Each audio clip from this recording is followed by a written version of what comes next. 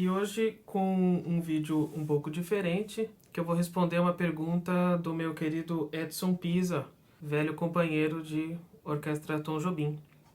O Edson perguntou em relação ao vídeo passado sobre a inégalité. Ele comenta o seguinte: Marcos, tenho duas perguntas. 1. A inégalité se aplica apenas a notas destacadas ou numa sequência de semicolcheias de grau conjuntos ligada também vale?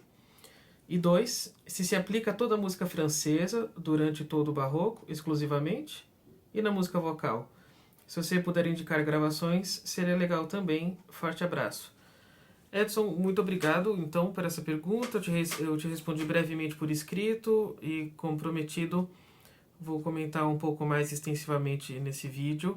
Essa questão da inégalité, ela não é exclusiva para a França, mas é bom que a gente entenda um pouco melhor como as fontes primárias vão tratar desse assunto. Olha, a fonte mais antiga que eu encontrei sobre a inégalité é de fato uma fonte francesa, é do Lois Bourgeois, esse compositor importante do Renascimento francês, foi bastante proeminente na época da Reforma Calvinista nos países francófonos, né, esse grande consolidador do saltério calvinista. Ele vai dizer em 1550 o seguinte: devemos interpretar as semínimas de duas em duas, sendo que a primeira fica mais longa que a segunda. Uma fonte inglesa, né, o Roger North, esse teórico britânico da segunda metade do século XVII até uma primeira parte do século XVIII, uma figura bastante importante no contexto cultural britânico, um músico amador, mas que escreveu bastante. A gente encontra bastante escritos dele compilados, por exemplo, no livro de Wilson, de 1959, ele transcreveu bastantes manuscritos. Roger North foi uma pessoa que lidou mais com direito e política do que com música, mas ele é uma fonte bastante interessante. Em 1690, ele vai dizer o seguinte: em notas curtas, a desigualdade fornece vida e espírito aos golpes, e a boa mão fará sempre uso deste fim, ainda que isto não seja expresso em notação. Uma outra fonte francesa, Michel D'Alembert, vai escrever em 1702 que certas notas são realizadas desigualmente, porque a sua desigualdade fornece mais graça, mas não é possível consolidar isto em forma de regra, porque o gosto julgará como isto se dará ao longo do tempo. E, finalmente, uma das fontes francesas mais conhecidas é o Tratado de François Couperin, L'Art de toucher de clavecin, Arte de tocar o cravo, e ele vai dizer de uma maneira bastante clara e bem interessante sobre esse conceito de desigualdade. Ele vai fazer um paralelo com a linguagem escrita e vai dizer o seguinte, né, na minha opinião, existem defeitos em nosso método de escrever música que correspondem à nossa maneira de escrever a nossa própria língua. Nós escrevemos diferentemente da maneira que tocamos e, por essa razão, os estrangeiros tocam a nossa música de uma maneira menos eficientemente do que nós tocamos as músicas deles. Os italianos escrevem sua música de uma maneira mais verdadeira em relação à notação do que como eles tocam. Por exemplo, nós pontuamos diversas de nossas colcheias em sucessão, movendo por graus conjuntos, enquanto nós as escrevemos com tempos iguais. A exclusividade da música francesa, desse tipo de desigualdade do ponto de vista rítmico, eu diria que não é tão exclusivo, porque as próprias fontes italianas também vão fazer certas referências a um tipo de pontuação que pode nos assemelhar dessa música francesa. Por exemplo, em 1615, Frescobaldi vai escrever que devemos executar de cada parte semicolcheias um pouco pontuadas.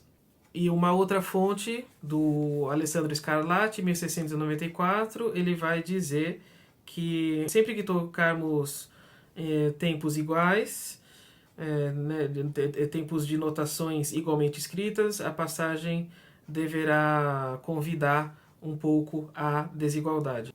E agora sobre música vocal, que também foi uma questão que o Edson abordou, O Tosi, né, o Francesco Tosi, em 1723, vai falar que quando sobre um baixo de notas iguais, que procede vagarosamente de colcheia a colcheia, o cantor vai quase sempre por degraus com desigualdade em seu movimento.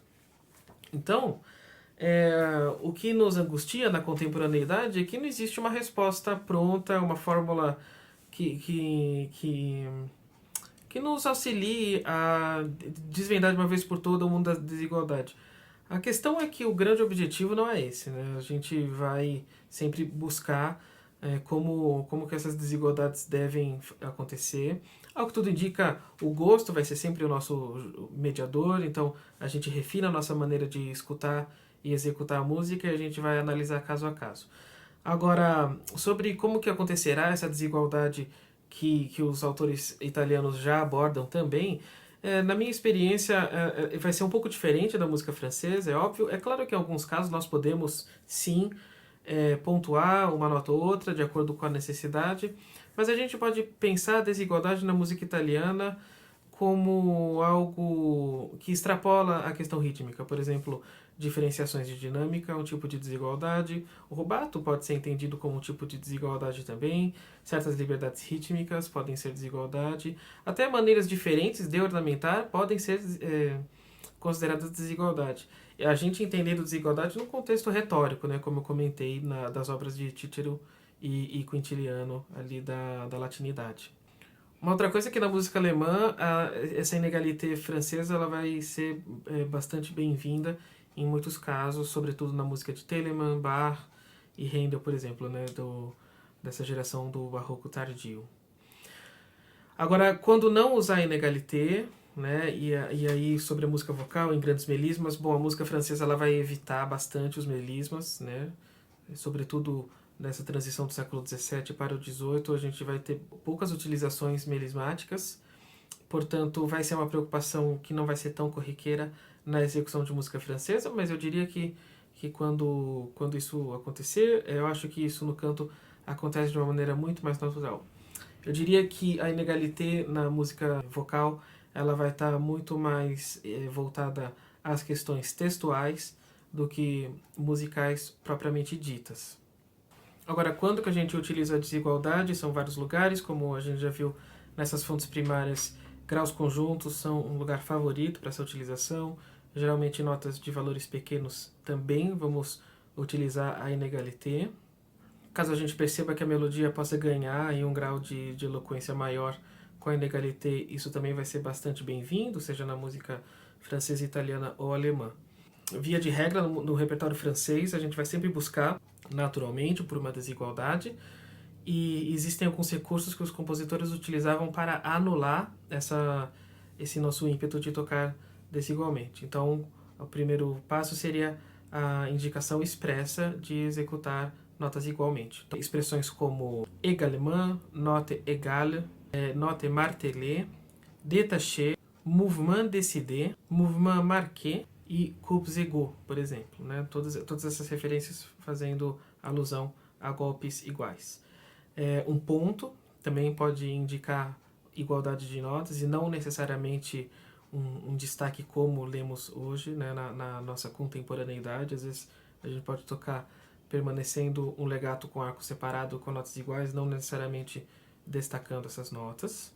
A gente também vai evitar, segundo essas fontes primárias, a utilização da inégalité em tercinas, por exemplo, em síncopas e notas que já estão escritas de modo pontuado. Ligaduras também são um recurso utilizado largamente pelos compositores para anular a inégalité. Então, grupos ligados com 2 notas, 3 ou 4 notas, eles serão entendidos em geral como lugares a não ser desiguais.